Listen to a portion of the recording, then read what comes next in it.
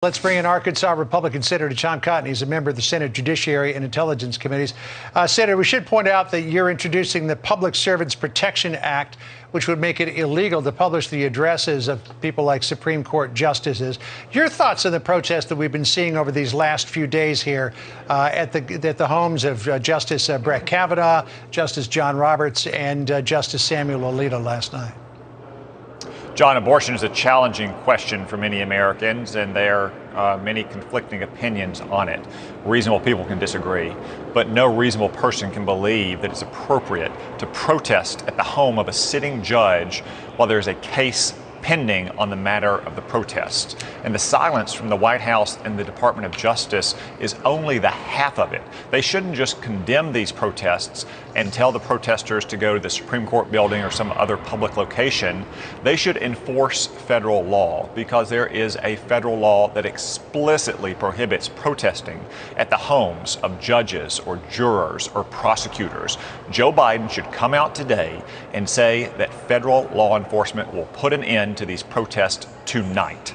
If any person gets close to a justice's home, they should be arrested and charged with a federal crime. If Joe Biden and Merrick Garland won't do that, and there is violence against one of these justices, they will be responsible for the crimes that they allowed to happen by refusing to enforce federal law because they didn't want to apply the rule of law evenly against their political adversaries. Senator Jackie Heinrich here. You know, that statute you're talking about, Jen Psaki was asked about it yesterday in the briefing, and there's a very clear opportunity to just highlight that these protests, this picketing to influence the decision, the vote of a judge, is illegal. Why, after all these opportunities to point to that law, why has she not? Why has the White House not done that? Why have they not condemned these demonstrations? Jackie, the only thing one can conclude is that Joe Biden and Merrick Garland are politicizing and weaponizing federal law enforcement against their political and philosophical opponents. And if any of these protests turn violent and a justice or a spouse of a justice or a child of a justice is injured, they will be responsible for refusing to enforce federal law evenly for all Americans. If they won't do it, I would suggest that Governor Youngkin or Governor Hogan in Maryland and Virginia could do it, because there are state laws against protesting outside of private residences. Peaceful protest across the street at the Supreme Court is one thing, but to go to the home of a sitting judge and to protest a case in front of that judge is beyond the pale, and it's going to raise the risk of genuine violence, which we cannot tolerate. Remember, just a few years ago, a crazed Bernie Sanders supporter tried to assassinate dozens of Republican congressmen at a baseball field just a few miles from here. He almost killed Steve Scalise, shot him and left him crippled for many years.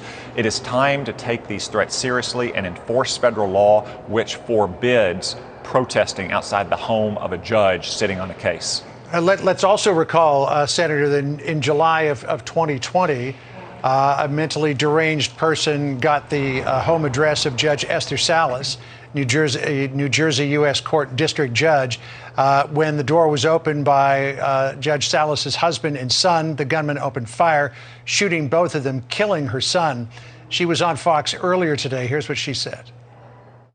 Federal judges everywhere, federal judges, the lower federal courts stand on the front line of democracy. And we've been literally taking the fire for months now, years, in fact.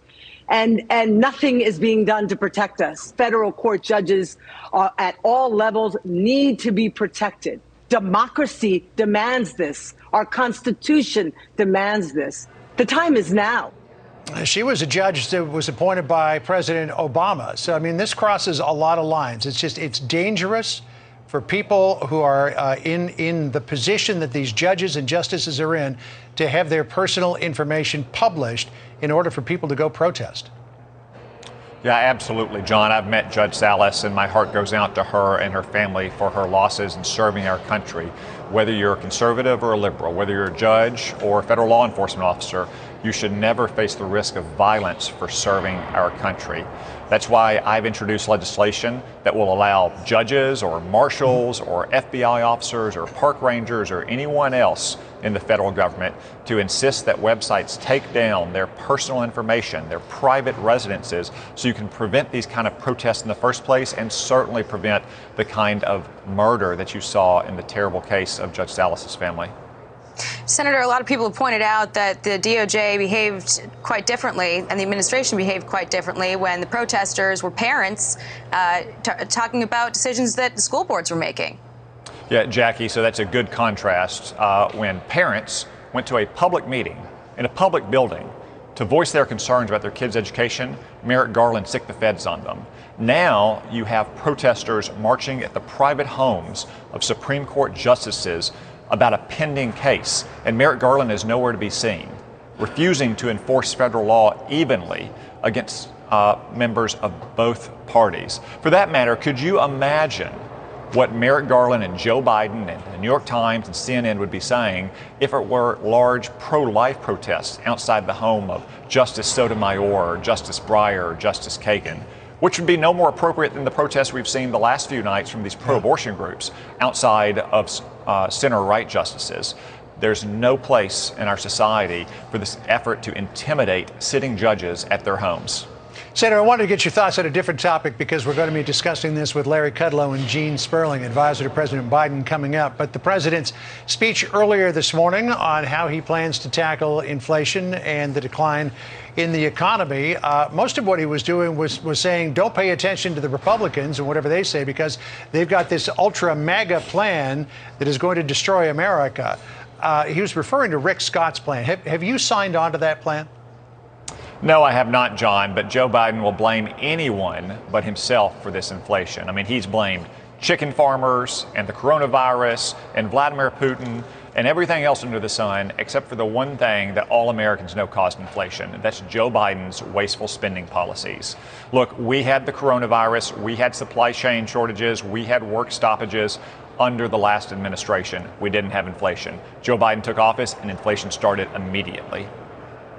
And the president also was talking about, his plans to bring down costs for Americans, which is, I guess, their way to address how to deal with inflation. But this plan has been stalled in Congress for months. I mean, Joe Manchin is not signing on to this because of inflation. Is there any more appetite to get any of this through?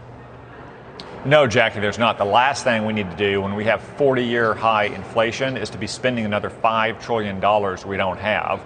The $2 trillion the Democrats spent early last year is one of the main causes of inflation. When you're spending more money on fewer goods, which we're still lacking because of supply chain shortages, it is simply a law of economics that you will have rising prices. And Americans feel it at the pump, at the grocery store, when they pay their bills, and Democrats are going to feel it on Election Day.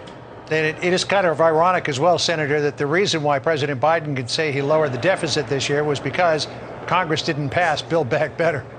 Senator Tom Cotton of the great state of Arkansas, thanks for joining us. Appreciate it. Thank you. All right.